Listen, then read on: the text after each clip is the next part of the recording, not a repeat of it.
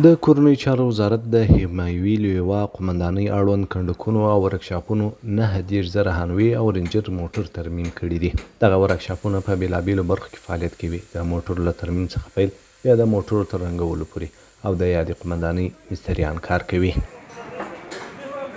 د یادې لواء مسؤلین زیاتوي چې هره ورځ په اوسط ډول سلګونه موټر د یادې لواء د اړوندو کنډکونو او ورکشاپونو له لوري ترمیم او بیرته مربوطه ارګانونو ته سپارل کیږي. 1403 کال کې په مجموع کې د حمایوي لواء تحت اثر کنډکونو او همدا قسم د ورکشاپونو کې مجموعه ثقیله او خفیفه په وسط جاري او اساسي ډول باندې ټول 9,032 موټره ترمیم شوي دي چې په دې کې دغه 3 وړه کټګورۍ راځي.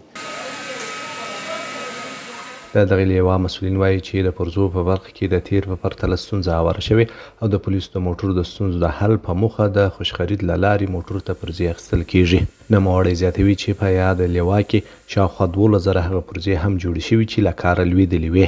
پرزې په باره کې به دومره ووایو چې دلته الحمدلله په دغې ورکشاپ کې هغه پرزه چې زړه پرزه وي موږ یې بیرته هغه هم ترمیم کوو چې مثلا په دې کې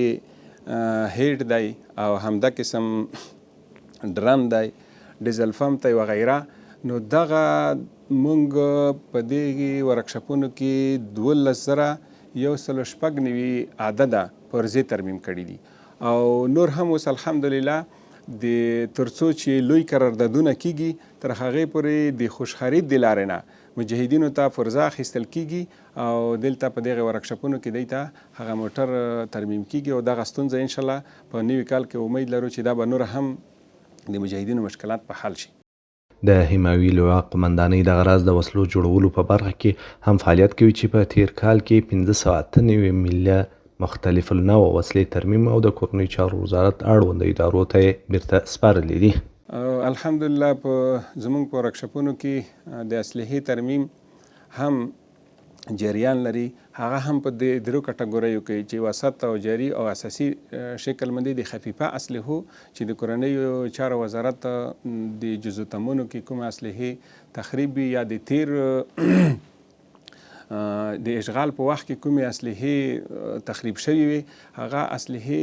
دلته مجاهدین راوړي او د هغې ترمیم هم روان دی چې په دغې کې 598 میله اسلحې مختلفه نوع موږ ترمیم کړي دي او مجاهدینو ته مو بیرته ورکړي دي چې دوی د هیوادوالو خپل امنیت ورباندې وساتي.